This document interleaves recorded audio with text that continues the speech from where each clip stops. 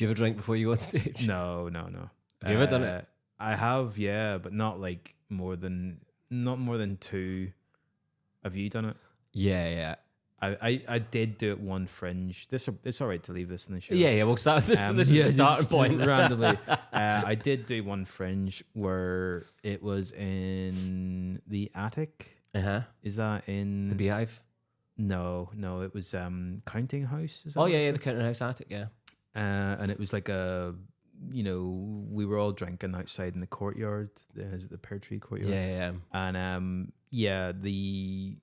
someone, just random person, came up to us and said, "Oh, do you want to gig 5 minutes upstairs? We've got like just a compilation show." And I was like, "Yeah." We'd been drinking all day, me and Richard Brown, or maybe it was Jeff Gawler, this guy, Australian guy. So we went upstairs, and I realized how when I'm drunk, my voice goes really high or something like that. Yeah. And I banged my head on the ceiling, and that was the only laugh I got, because like the ceiling's quite low down, and I just banged it and went I just went ow, and then just continued with my set, and everyone laughed when I said ow. And then I got no laughs for the rest of the show. But it wasn't a good idea. I remember you rely on it. You really end up relying on drink. Yeah, before you go do. on. Yeah, it's an expensive thing. Try and throw into all the other things you got to spend. Yeah. Yeah, I'd forget everything I've got to say. Absolutely. I know it gives you a bit of courage, and you think, "Oh, this is quite good," but that's dangerous territory. You feel you're going into, even from one pint. Yeah. It used to be always one pint, and whenever you don't do it, you feel the nerves, but that can be good as well. Yeah. So with that gig, did you just literally just come off and then just go back to the courtyard and just keep drinking? Pretty much. That was my first Fringe, which was 2013, Right. and really wasn't prepared for it at all. It was a rude awakening, that Fringe, because I got I'd been going for about 2 years. Right. I got my first review, which I read at 2 a.m, drunk, and fuck. I started crying. I read it, and I thought it was Broadway Baby. Thanks, Broadway Fuck Baby. Broadway Baby. Yeah, well, fair enough to Broadway Baby. I mean, I did a two-hander with me and David Callahan. Yeah. And they loved David, and they said they gave us 2 stars. They said the only reason it was not a 1 star was because of David. So they loved David, and then they hated me, and I wasn't ready for the Fringe. I really wasn't ready. I did think, oh, that's my career in comedy over. No, I'm going to go back to Glasgow, and no one's going to ever want to book me ever again. And then you realize no one gives a cares. fuck about Broadway, baby. Yeah. No one gives a fuck about any of the critics. Yeah, I was quite emotionally devastated by that first review. Yeah, I would, man. It's tough tough to take something that you care about, and then someone comes and goes in and you go, "You're shit." I mean, it was like 2 years into comedy, and I've had like maybe a few reviews, and I got like some good quotes from those reviews and stuff like that. But I think, I take it with a pinch of salt. I just realized that critics and reviewers, they're doing what they do, and it's cool. And it doesn't really mean anything necessarily. Yeah, it doesn't, not a thing. It's just what someone says. And if you get a good review, you can use something from that. And people have said to me in the years since, don't read reviews when you're at the Fringe. Don't sort of try to get in your head too much. Mm-hmm. And yeah, it's so easy to get sucked into, like, even looking online and reading like other people's reviews. Yeah, and seeing how well other people are doing. You're like, oh, my show's terrible and no one's coming and I hate it all. And then everyone else is doing so well. Because the post Fringe is like, I haven't done the Fringe for a long time, but I always remember like the sort of the tiredness that kicks in.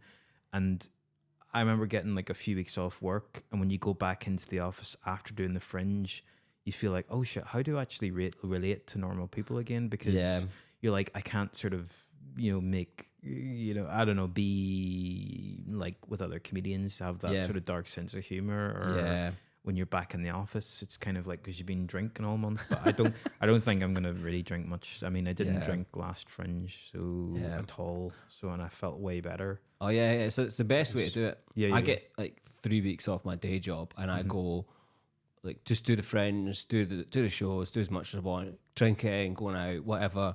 And then by the end of that month, you're just convinced that's your reality. It's only Yeah, taken yeah, 3 weeks for me to convince, like, I'm a full-time comedian. And it's just like, yeah. and then you go, no, here it is. Oh, shit. Log on to your laptop on the Yeah. Monday morning and you fucking hate yourself. It's a blow to your ego because you're back doing the normal shit again. Yeah, and it's a tough thing to adjust to doing both of that, especially after such a high of like having a good fringe month and having a laugh and everything like that.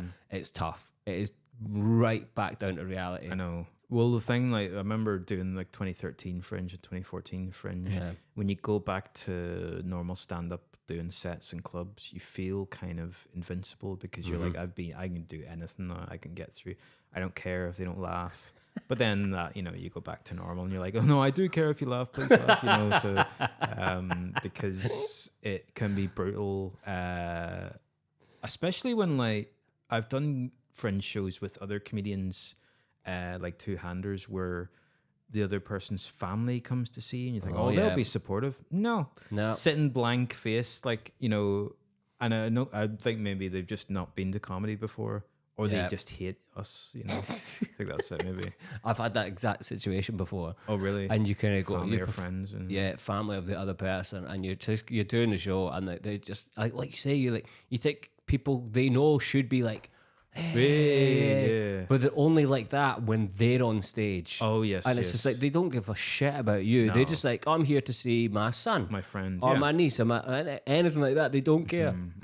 They're just like, right, come on, do this. I've seen people leave once that person's set's done. They're just kind of going, bye. That's really not nice. I think that person should email the family beforehand and say, look, you have to stick around for the other act because they're my friend. And that's I've done shows where the family have kind of sat through my act. I'm like, oh dear. I've done the show where the person in the audience, it was a family. So it was a family and their daughter was doing a show at the Fringe. So it was a theater show. It was something in theater. But they talked through my whole show. And they said, oh, our daughter's in the show. It's like, well, did you talk during her show? It's kind of like, oh my God. So, yeah. Your set's almost kind of got the fucking like famous, like, I don't know if it's real about the kind of the charger, the guy coming up with the charger. Well, but your set is quotable, so famous amongst comedians. It's so good. Oh, thank you. But it's also just like so funny the way you deliver it. Well, someone did bring a charger in and charge their phone. It was in the Three Sisters. And the guy was like going, and then he just like went, as he was laughing, he like reached to just charged his phone and plugged it into the socket right, like he was in the front row and the socket was there. So he went, no, I'm enjoying it. I just need to charge my phone. It's like, you're in the front row. Like he was like laughing and oh my God. Yeah. So that was the other one about no audience. I did do a gig with no audience. I just decided, you know what, I'll just run through the show. And I felt really upbeat about it. I was like, that's true. I was like, oh, this works really well. I think the audience will enjoy this. Because I just really like decided to test the mic.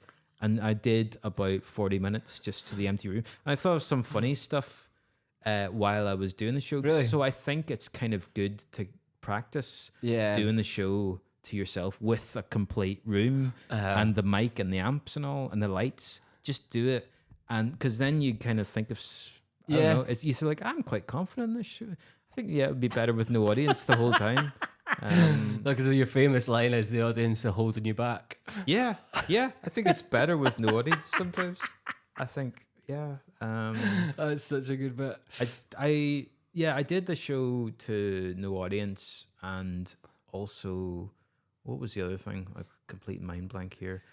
Yeah, there was no audience, and then someone came in and was like, "Oh, sorry, do you mind? Do you mind leaving again?" Because there was people who. No, I did do one show. It was with Pat Mulholland, who's a really good comedian. He's come back to comedy. Yeah, he left for a bit.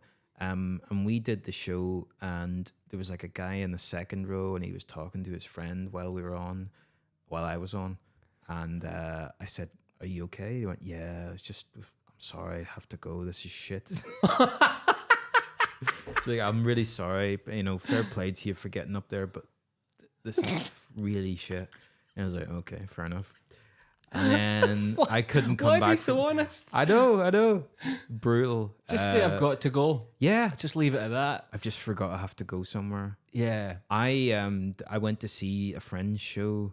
A friend of mine, Kieran Nicholson, he was on with another guy called Nick, and in the middle of their show, I just forgot that I'd got tickets to see Stuart Lee. So I decided I'll sneak out, and I sneaked out at the exact wrong time because they said, please welcome to the stage, Kieran Nicholson. So as Kieran was walking to the stage, I sort of like walked past him, and I went, I'm sorry, I've got to go. So like they picked their worst moment to leave. So like that was a blow to his fucking like I turned up and I went, nah, fuck it. Fuck it. It's Yeah, I mean, shit. Yeah. But yeah, the Fringe is I mean, I've done it. I've been in the front row. Me and my friends went to see a show that kind of like almost kind of like famous amongst our friend group. We went to see like a show called Killing Bill Gates. Oh, right. It was like a theatre production from all these students. I don't know what university it was. I've looked it up since. I can't remember where it was, but there was this. It was in Three Sisters. We were in one of the rooms in there, and we sat in the front row, which is a rookie mistake. If you're not sure about the show, don't sit at the front. Yes. Always like sit near the back, have like an exit strategy if you're not sure about the show. So you're not having to walk past someone you know. I know. Or you're not having to leave. Yeah. But no, there was hardly anyone else in the room as well. Uh-huh. So there's 4 of us sitting in the front row. And I think my mate next to me was just like, I'm going to go. And I thought, fuck that, I'm going first. So as he went to stand up to go, I pushed him back down in his chair and got up and left first. Oh no. And then he then had to wait a bit longer. He eventually came out and left. Then the other one came. And I think we left, one of them stayed to the very end. I was just like, you fucking bastards. Oh no, that sounds. Yeah, so I have been on the other side of that. Yeah. When, I mean, this was before comedy. Before I knew that's quite a brutal thing to do. I think, yeah. Especially when just chucking someone back down into their seat to stop them from leaving. Because I know that I didn't realize when you do comedy, if you're a comedian, it's not a good idea to sit in the front row if the act knows you. Yeah. Because I've done that, and then people are like, "Why the fuck did you sit in the front row?" Because then they ask you, "Oh, hi, how are you? Oh, you're a comedian, shit." They can't, like, they move on. They can't. There's sort of like a code. Yeah. You don't sit in the front row because then you're like, what do you do for a living? I'm a comedian. Oh shit. It's almost like a, I don't know, friendly fire or something. Yeah. Something like code where like you have to just, because you essentially want the front row filled with people you can talk to. Yeah. So you've then got 2 or 3 seats taken up with people that you can't talk to. Yes. Yeah. Could be like some gold that's now sitting at the back that can't talk to and can't find out about them. That's right. And it's a weird rule, and not everyone follows that. No, because I thought it would be supportive, but then like 10 minutes into the gig, you're like, oh shit, I have to smile the whole way through this gig, you know? And going, there's no going to the toilet. There's none of that. Yeah. It's always, my fringe tips are always like, sit at the end of a row, sit at the back of the room. So if you need to go to the toilet, you're not in any way disturbing anyone. And if you really want to, if it's not for you, you can slip out. It's really difficult when staff tell you, "Oh, could you please fill out the front row?" It's like you can't say, "I'm a comedian." I can't. I've done it before. I've done that. Know them. You feel like an absolute wank. Yeah. Going like, I'm sorry, I actually know them, so I can't actually sit in the front. Yeah. But you kind of go, I'd rather not, but I've done it, and it's so uncomfortable to do it. I've done that with a few other comedians, and after my Glasgow Festival show, we went to, what was it called? Is it called Slay or something? I don't know. It's like a venue in the Glasgow Comedy Festival where, you know, like they have the best of the festival. Oh, cool, right. And it was on every night. It used to be on at Blackfriars, I think. And then it's moved venues. But we went after my show, and Billy Kirkwood was on, Amelia was on, Roscoe.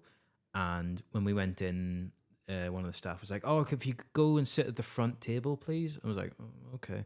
And then I went and sat at the front table with all the other comedians. And then we were like, maybe we shouldn't be sitting here. And then Billy Kirkwood walked past and went, "What the fuck? You can't all sit at the front. No, you can't have a table full of comedians." It was like, yeah, that's true, exactly. I was like, yeah, I did. I was just trying to be polite. Yeah. But it's a bad idea. Yeah, there's loads of like, it's tricky to know because you can't say to a comedian as well. Sometimes if you say, "Hi, I'm coming to your show today," they're like, "Why the fuck did you tell me that?" Yeah. I'm gonna be like really stressed out. Or like if you say, "I can't go to your show tonight," it's like, "Why the fuck did you tell me that?" Now I'm gonna be freaked out. Or like, just don't tell me you can go. Or you know. Yeah. Or if you say to them, "I was at your show today," they're like, "Why the fuck did you say this?" They're like, I don't know what to say. I don't know what. Yeah, to do. I always just go. I'll tell them I've booked it. Yeah. They might see the name on the thing, and I'll just say on the way out, I'll be like, hey, because then if I know, I've seen the kind of the names on the thing, and I go, oh, fuck, that person's coming. I fucking hate that person. No need to be personal. The thing as well, the flyering, it's very good if you bring your own flyers because no one flyers you. If you hold the flyers visible, everyone goes, oh, sorry. Or someone goes, I'll take one of yours, you take one of mine. Oh, or something like I that. hate that. No, I would, even if you weren't doing a show, it would be great just to have a big load of flyers because then you never get bothered. Yeah. Anytime I'm doing, as soon as I get into town, I take the flyers out the bag and I just walk through, like almost like hitting them off my hand to be like, hey, just fucking leave me alone, just man. leave me alone. It's great. So so you've had some bad Fringe memories. Have you got any like unusual ones? Did you play any unusual gigs during the Fringe? Or any even more bad ones if you've got them, Paul. Then we'll come on to some good, happy memories. I had some. I don't really know. I think it's all been bad. I think like it was a really the first Fringe I did was kind of the first week was like, oh shit, what have I let myself in for? Yeah. Second week was like, I don't want to do this. I don't want to do comedy anymore. I don't want to do the Fringe. I don't want to. Yeah. I just want to go home. I don't think I'm gonna last this Fringe. Then the third week, you're like, you know what? Fuck it. I'm going to really make... And it motivates you to kind of be better because you're like... So... And then the fourth week, you're like, nah, fuck this. I hate this. You're back to week 2. Fuck this. I want to quit. I'm never doing it again. But the good thing about... seeing really good acts or good Fringe shows, just being out of your comfort zone, it motivates you. And it's kind of like whenever you see London acts and you're like, oh shit, right, this is the standard, you know, like London acts in Glasgow or Edinburgh or whatever like that. Or if you see, you know, really good acts, amazing acts, not necessarily London, that sounds a bit London-centric or whatever, but I think, when you see really good shows, you're like, oh, I see, right? I have to really put effort into this thing. Yeah. So in that way, the Fringe 2013 was kind of, I was like, as bad as it gets, yeah, but it was a good thing in a way. It really motivated me. It's like I really have to take this seriously, and put a lot of work in. And I still don't quite know how to do a show. I don't know how to do an hour. Like it's tricky. It's gonna be like this year. It'll be lots of club bits and then longer bits shoved into it. But I think I don't. Maybe next year is the one where I managed to work out. Right, this is how I do a theme. I'm going to try it next year as well. Yeah. Yeah, we can go through the pain together next year, Paul. But I always say, oh, next year I'll really... And then next year comes up 5 minutes later because it goes so quickly. And then the year later, you're like, oh, shit. Yeah, let's do a club set again. Yeah. I was going to do the exact same club set with like 2 minutes of new stuff. No, the Fringe was kind of really... There was a lot of like... The Fringe 2013, I had like Richard Brown, Dave Callahan... there's a guy called Jeff Goller who don't think gigs anymore. The three of them were very like we used to go to ACMS, which is at the Stand. It was on at midnight, and it was really like a good thing of like you were struggling with your show, and it was good to go see ACMS and kind of think like, I'm surrounded by weirdos. And what does ACMS stand for again? Alternative Comedy Memorial Society. I think it's with Monkey Barrel this year. I think it has been for the last few years. I'm not 100% sure. But it's kind of like a variety show, and it's like you get like maybe Simon Munnery, Tony Law. It's hosted by Tom Tuck. It was hosted by John Nick Roberts as well. But it's like... It's a proper alternative comics. Yeah. Joe Lycett would do bits, but they would do bits that would never end up in their sets. They were very alternative and very weird. Right, okay, so it's proper big names, yeah. Yeah, Bridget Christie was on at it. But they would do really, really odd, weird stuff, sketches. And I think the rule was kind of don't do stuff that's normally in your normal set. All right, okay. But have you ever done that? No. A few of my friends have done it. I think Richard Brown has done it. Yeah. I think Ruth Hunter might have done it. Right. There's loads of other people. Eleanor Morton's done it, I think. Yeah. But I think it's really good. It's really worth going. But there was kind of like that sort of. It was good. It felt very therapeutic because you'd have really awful days at the Fringe, and then you'd go and drink loads and watch ICMS, and it was kind of like, oh, it's okay. There's an audience for silly stuff or weird stuff, and What's your techniques for coping strategies for bad shows? Trying to avoid social media, trying to avoid looking at my phone too much. Yeah. Avoiding alcohol is good. Also reading and just trying to get into your zone and I think like I sort of get I don't know what I would call it, like a bit of a panic. Right. I feel a bit claustrophobic in the Fringe because it's very busy. It's intense, very intense. And you're surrounded by things going on. It's intense. And all the posters, everything, like, I freak out a wee bit. So it's kind of good to just I do try to avoid going to see too many shows. All right, okay. I do love going to see shows, but maybe I set aside a day here and there. Yeah. I used to, before I even started, I used to go and see maybe 7 or 8 shows a day. Yeah. And then as the longer I've kind of gone on, the less I've gone to see. And the more I've kind of just gone like maybe 2 or 3 a week and just really picking and choosing. But yeah, I used to be like hardcore into it. Yeah. I want to see so many.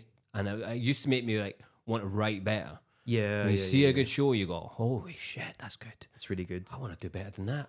It's good, but like, it can be really good for you to see good shows and throw yourself into like seeing loads of shows. I saw quite a lot of shows last year, but I wasn't really doing a full Fringe last year. But who knows? Like, it sort of depends on how you feel. But it'd be quite nice to. Oh, is that some flashing? Being flashed off. But yeah, I saw some really good shows last year. Crystal Evans, Oliver Coleman did a really good show. John Luke Roberts was my favorite show. He did a show about a breakup, but it was kind of like, it wasn't your typical show about a breakup. It was kind of completely, it introduced sort of time travel into it. Right. And he's brilliant. He's amazing. He's good. Really, really good. He's right up my street. Really, really silly and just absurdist. Yeah. I kind of love that. I love straight stand-up, like club comedy, but I love that as well. I like the John Luke Roberts. I think probably to an extent Jordan Brooks as well. Oh yeah, I saw his show last year. I loved it. Yeah, really he's insane. Anything like that, I kind of go, oh, that's fucking... Yeah. You go, oh, this is so many different mad things you can do instead of just going on stage and telling what's just happened in your life. Yeah, and everything like that. Like he did a show last year where it was about, I won't spoil it, but it was about... He was sort of reflecting on his own behavior in the past, and it wasn't like the simplest. The whole kind of format of the show was kind of about him being heckled off stage by himself. He was playing the role of heckler, right? And it was just amazing. Like, it was kind of like, it shows you that you can do a show about, I mean, people always say, oh, the cliche of the breakup show, or the show about reflecting on your own behavior, or the show about the deceased parent or whatever like that. But you can do it, it doesn't have to be a cliche. You can do it in a completely different way. And that's what I'd like to try to do, but I don't know if it seems... It takes a lot of thought. Some of them are quite risky moves because Jordan Brooks did this bit about how he, at the start of the show, he'd be like, right, so I'm just gonna go, right, everyone, thanks for coming, and then he just walks off the stage, and then after maybe about 5 seconds he'd come back on and be like, right, and then he just kept doing it, and some of the bits kind of just got longer and longer that he would stay off stage for, and then around about the 40-minute mark of like a 1 hour show. He went off stage for about 5 minutes. Oh, yeah. And loads of the audience were like, he's not coming back. Yeah. So just started leaving. And they got to the door, and then he basically, loads had left, and then he came back. There was loads of us sitting there being like, he's fucking with us. He's coming back on. Yeah. But literally left him for 5 minutes, left about 40% of the show left, and then he came back on.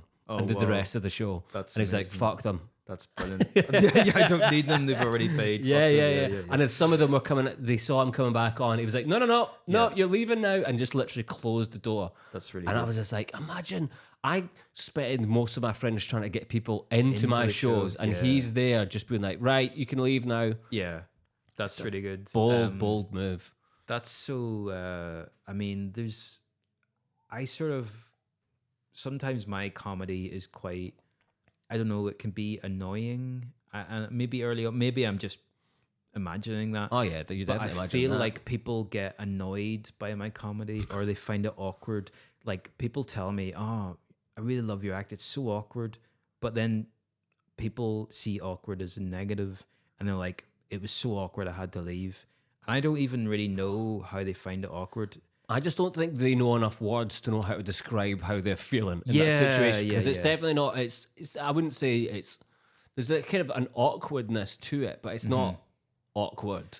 Yeah, Yeah, that's and then you're not awkward enough for you to leave. What a yeah, fucking yeah, idiot, yeah. man. People are just like they find it really awkward. Like people have left, they just find it really annoying or something like that. But that's still that same annoying. There's loads of annoying comedy that it's funny because it's so annoying. Like Stuart Lee will repeat, he'll drag a bit on, Yeah. and people are laughing because it's so repetitive and Yeah. it's just like dragging a bit on so long.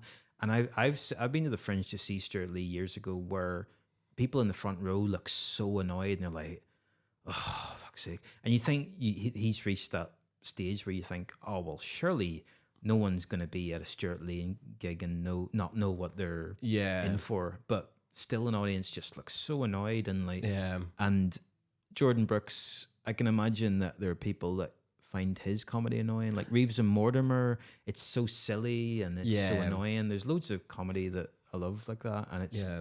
the fact it's so annoying and awkward is the thing I find funny about it. Yeah, yeah, yeah. It's and I think we spoke about it on your podcast. It's when you hit that first joke and the laughs come. I'm like, oh, these people are in for an absolute treat with Paul's show. Yeah. and it's amazing to watch. But I've never heard of anyone walking out because it's too awkward.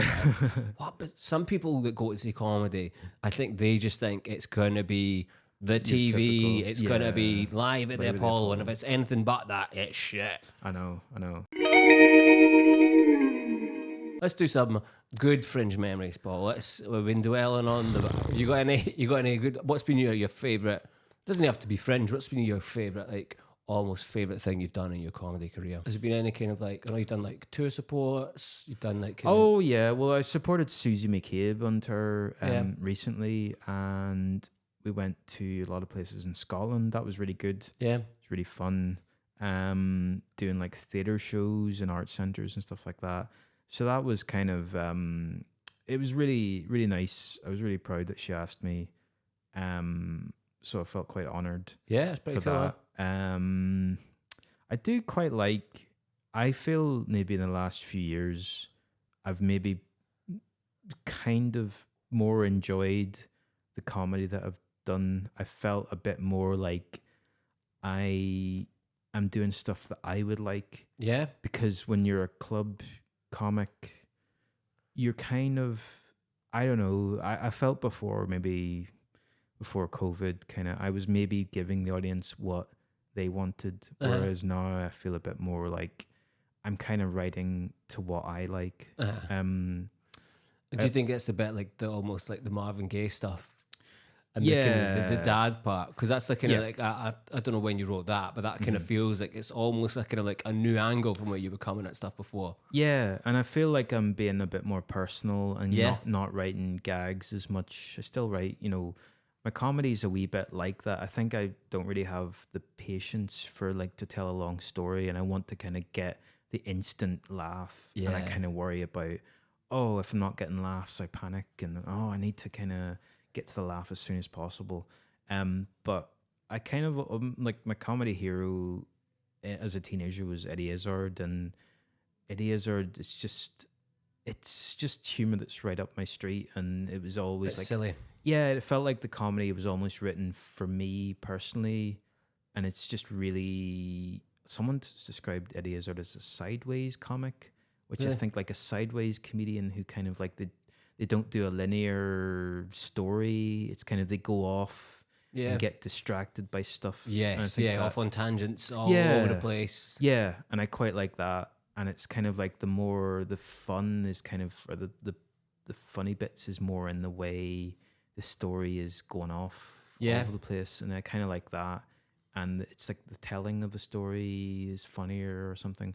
Yeah, and I feel just like I've got a bit more comfortable. Sometimes I don't quite know what people are laughing at. Really? Yeah, I still don't know. Like, I kind of know. Like, I don't really know. But I watched. I think it's for your set. Yeah.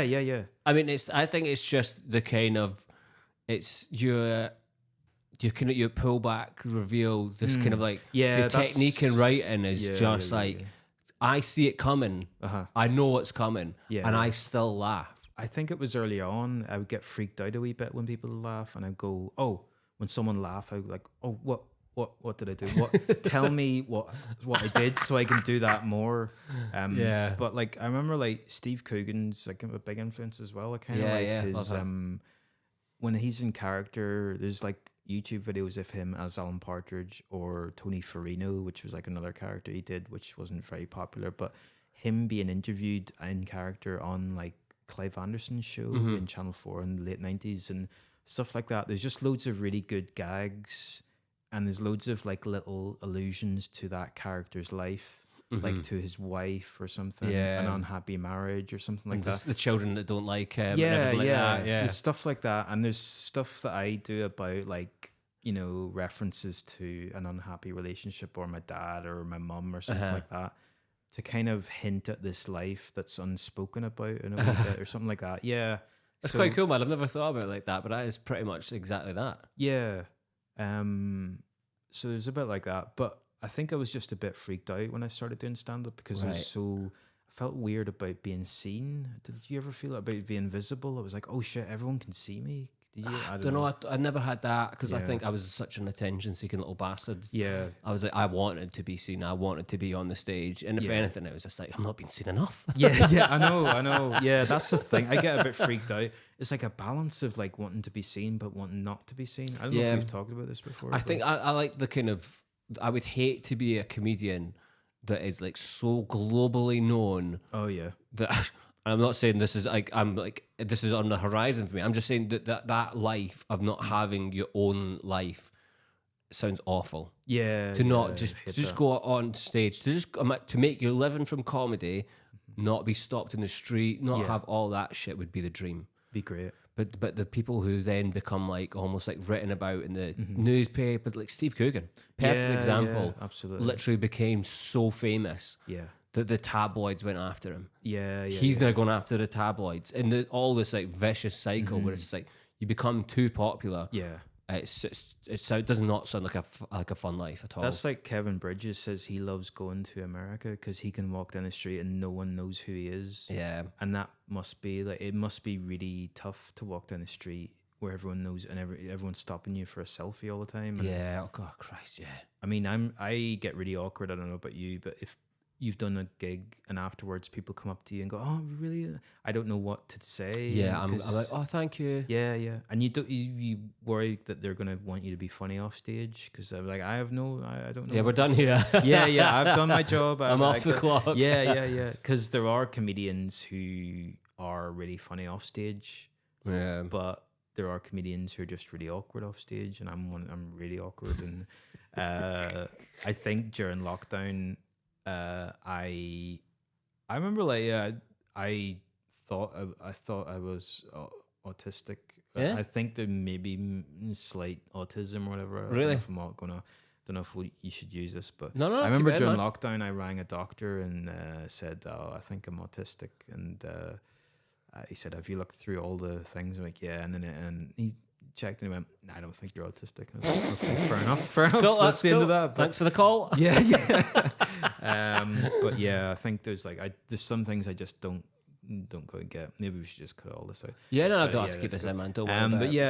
yeah. So yeah, I'm very awkward with people. I don't quite know what people mean sometimes when they're talking to me off stage and stuff like that. Well, it's literally my girlfriend just had a like her autism diagnosis like 3-4 months ago. Oh, yeah. She's going through this whole bit in her life when her world's been flipped upside down. She's like 36. Yeah, yeah. She just found out she's autistic. Ah, yeah. And she's like, everything in her world's like, I don't know, I've like been living my life one way and now it's this way, and I don't know the big thing. She's like, I don't like misreading signals. She doesn't like see all I'm the like social that as well. cues. Yeah. And she's kind of going, it's like fucking changed her world. Everything Yeah. about her world is now like, she's like looking through her life through a different lens.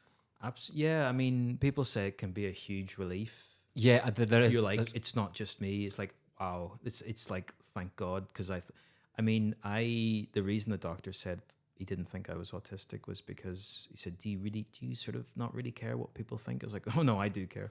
I don't know if that's I don't know. From what my girlfriend has said, the doctors, like a straight up doctor, are fucking clueless. Right, maybe. We were on a plane going to Copenhagen, and just before the plane took off, we'd been listening to Fern Brady's book, actually. Oh, yeah. It's a really good book to listen to. And we were I'd just been listening to that, and I was listening to that, and I was like, I think Becky's maybe autistic. Yeah. And I was like, I think she's autistic. And then we literally, as the plane took off, she had this realization that she was. And then we literally started unraveling all these things, and all like, oh, then there's this, and there's that. And then she's like she's now like, it's gives her a lot more clarity on her life, and it's more reassuring and comforting.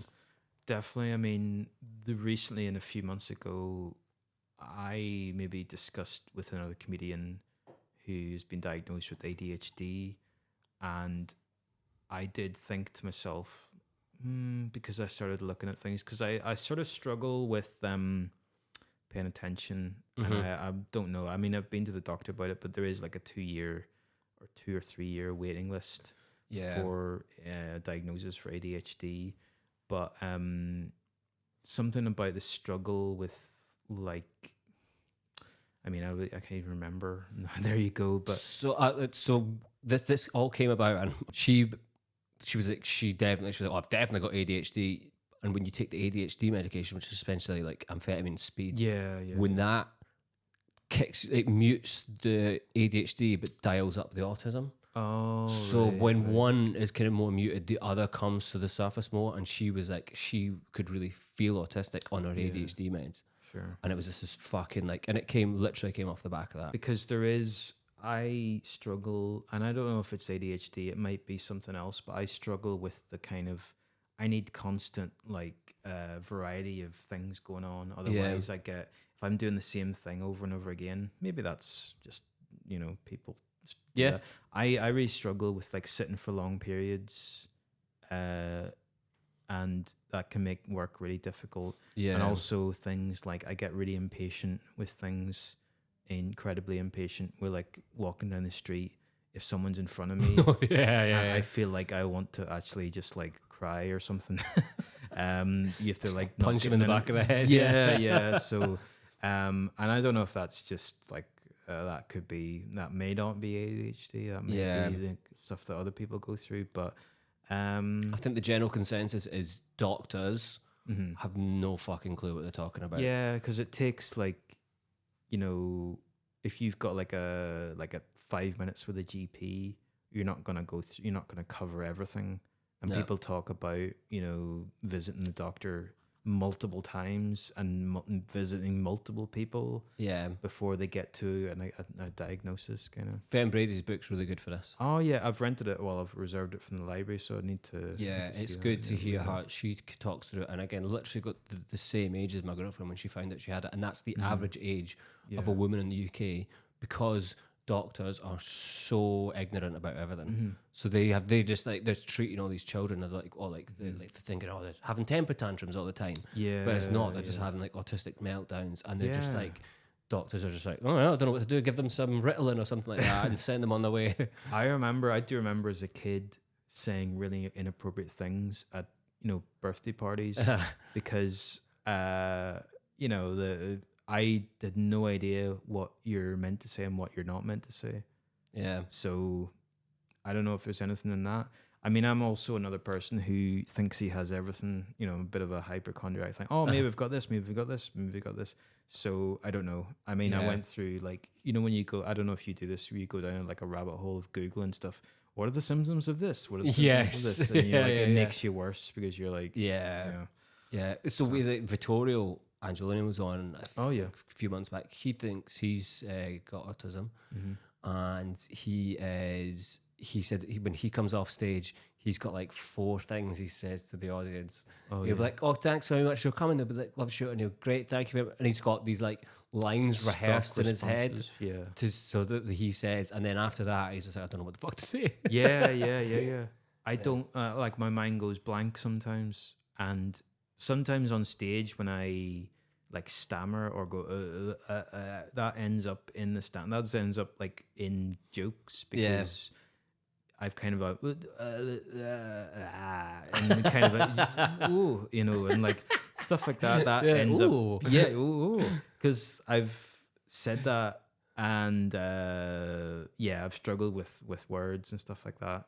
So I do kind of sometimes when I'm in the middle of a sentence, I get a bit, you know, like I can't finish the sentence, and that ends up in your stand up. Yeah. So it's funny, the power you have with just sounds in your set. Yeah, it's so do a lot you of can sounds, ooh, you know, kind of like that. Which is interesting to see because like it's just something I like. If you just like you say, if those moments happen on stage when you just kind of said something about and you're like, oh, I need to recreate that. Yeah, I need to put that in the set every single night. Never change it again. Yeah. And then it's also, I find it fascinating that those laughs are there and we just can't see them until you then just like maybe make a mistake one night or you're trying to run through a set quickly and then you say something mental. And I always find it like mind blowing that they're just, all these jokes are just fucking somewhere there and you just need to try and find them. I know. It's sometimes you don't, like a lot of the stuff I've written sometimes just ends up accidentally happening on stage. Yeah. Or it just, you think, oh, that would be funny. We've talked about writing comedy and a lot of the stuff, the best stuff doesn't actually get written when you're sitting writing. It comes to you when you're, you know, going about your life or when you're on stage, or you think after a gig, oh, I should maybe change that, or, you know, something like that. I think after the gig is probably the perfect time to write. Yeah. I always think that's when you remember your mind's at its most like, oh shit, that worked. And it's those little moments when you go, without having to listen back to a set, which is extremely awkward, your mind just kind of goes, oh shit, that did work. I'm going to try that again tomorrow night. Yeah. And it's just, I think writing or just writing down stuff after a gig is extremely important. The best thing. But sometimes I find after a gig, I don't want to think about my set. I don't want to listen back to it in case it sounds worse than I thought it went. Yeah. But I know you should. You really should. The first time I watched myself, it really freaked me out. I was like, oh my God. Is that? And then I was like, well, of course no one's laughing. That's not funny. Look at that. That's just someone. And like when I started out, I was kind of just talking to, I wasn't like sort of taking the piss out of myself. I was like, I'm here to tell some truth about the world, man. Well, actually? It was a wee bit like that. It was like a wee bit like I was playing more like a cynical type. Because I was a wee bit more like, I'm going to be Bill Hicks or something. I'm going to, what's the deal with this, guys? You know? And then, I can't imagine you like that. I know. Well, I wasn't exactly like that, but I was like more like, you know, I don't know. Not an edgelord or something like that. Yeah, but just a bit. I think in the early years, you are a version of your favorite comedians, or or the person you think that you kind of want to be. Like, I was definitely like a version of a mix of comedians. Yeah, I probably sounded like Kevin Bridges on stage when I first started. Oh, really? Yeah, I was just like probably trying to do impressions and shit like that. Yeah, but yeah, it was just I don't think you can help it. You don't know what you're doing when you start out. I didn't have a clue. Nah. Because there's no rules to it. You just kind of go out and you just kind of go, I think this is going to be good. Yeah. And the thing that blows my mind is, and I've seen a few of these recently, is tribute acts for comedians. Oh yeah, I've seen that. There's one for Bill Hicks and stuff. There's a Bill Hicks one. Yeah. Oh, for fuck's sake. I can't remember what it's called. There's like a Peter Kay one. Yeah. And I'm like, what are you doing? Oh my God, just hire Jason Manford. Sorry. Whoa. Didn't say that. Maybe I did. Yeah. It's and I can't believe people go and watch and pay money to go and see a tribute act for a comedian. And they're doing bits you've already heard. Yeah. That's the thing. Like, you get comedians, you get bands who play like 30-year-old songs. They play their hits. You don't get comedians. Well, you do a wee bit, but you don't get comedians going, this next one's called What's the Deal with Greg's? Yeah. Or like, you know what I mean? Like, it's like they don't play their hits. Well, I'm going to see Eddie Izzard do their greatest hits. So maybe it is a thing more often. I don't know. I've seen like a Glenn Wool greatest hits show. I think that can be done. Yeah. But for someone else to then do your greatest hits, it's just like, it's uncomfortable. Do you think they're paying money to do the material? Like, they must pay copyright or something? I don't think they are.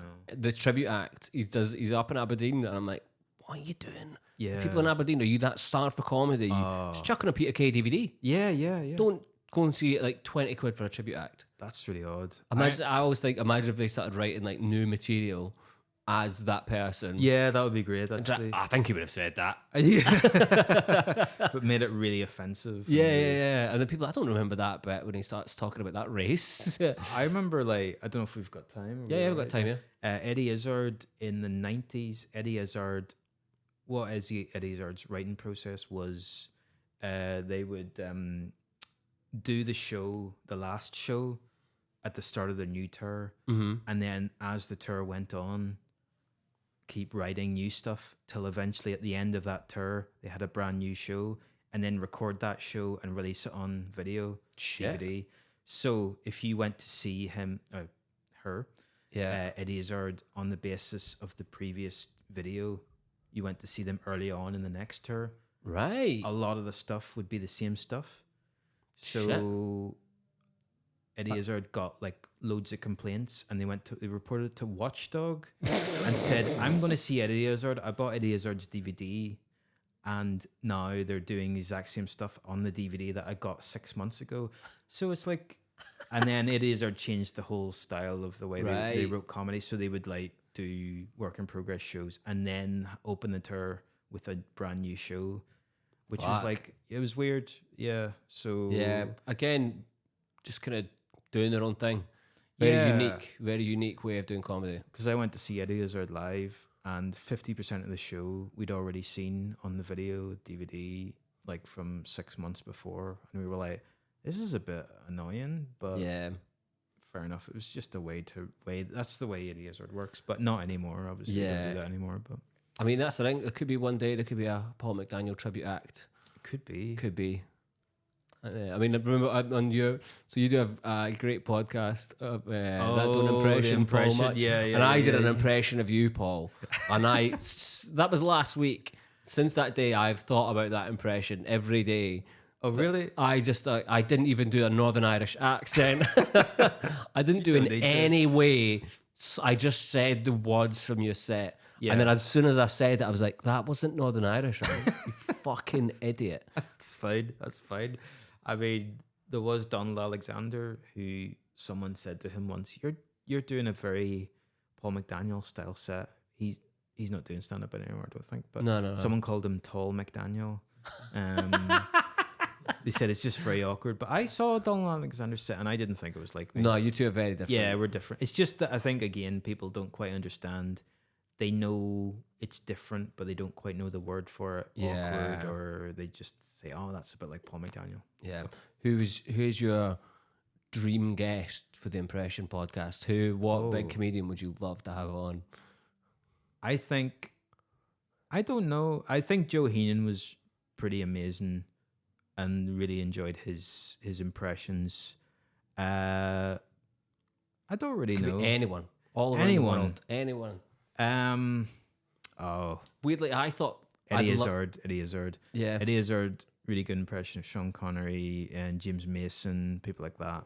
Yeah. So maybe that. Weirdly, I thought I'd love to see Frankie Boyle do your podcast. Oh yeah, that'd be good actually. Because I think he's kind of got a sense of humor enough to kind of just fuck about and go, this is. I mean, the impressions don't need to be good. It's more just. If you listen to my episode, you will definitely hear them not being good. I like bad impressions, and I just feel like you don't need to be note perfect, but it's just funnier when they're kind of they can be funny in their own way, kind of thing. Yeah, it's a very funny podcast. It's yeah, it's good fun to do. We started it during lockdown and stuff, and it was kind of really good, enjoyable, and sort of helped me get through lockdown.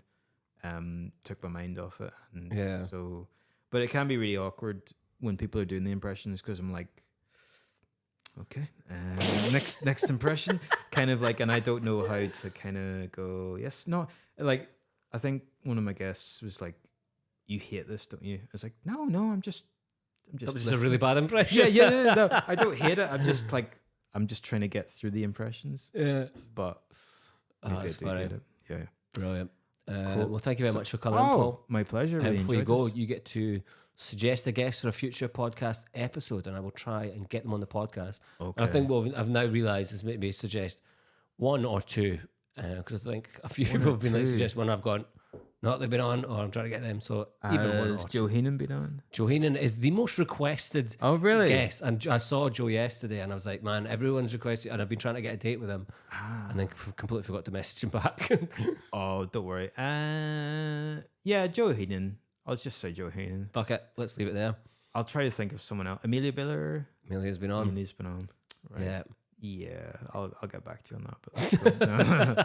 And then the final part, if there's any films, TV shows, albums, singles that you've listened to recently, you think more people should hear that. What have you been listening to or watching? Oh, I don't know. I saw Oppenheimer recently. I think it's it could do with a bit of promotion. I think it's not really been mentioned much. Saw Barbie as well, both very good. Yeah. So yeah, go see either one of those. Nolan is really needing the plug on this. A bit of You'll be promotion. thrilled. Yeah. I don't know. TV shows. I've watched Only Murders in the Building. That was quite good. Is that one? Oh, Steve, yeah, I think Steve Martin. And someone else maybe mentioned that, and I can't think if that was on or off the podcast, but someone's told me to watch that recently. That's quite good. And I don't know. I'll probably think of something as soon as we're finished. I'll be like, oh yeah, go see that. Perfect. No, that's great, cool. Paul. Lovely recommendations for the guest and that part. Which it doesn't actually have a name. Should probably Oh, come up with a name for just that part. call it that. But thank you very much for coming on the podcast. Thank you. Thanks man. very much, Appreciate that. Thank you very much, everyone. Thank you for listening. Bye. Goodbye.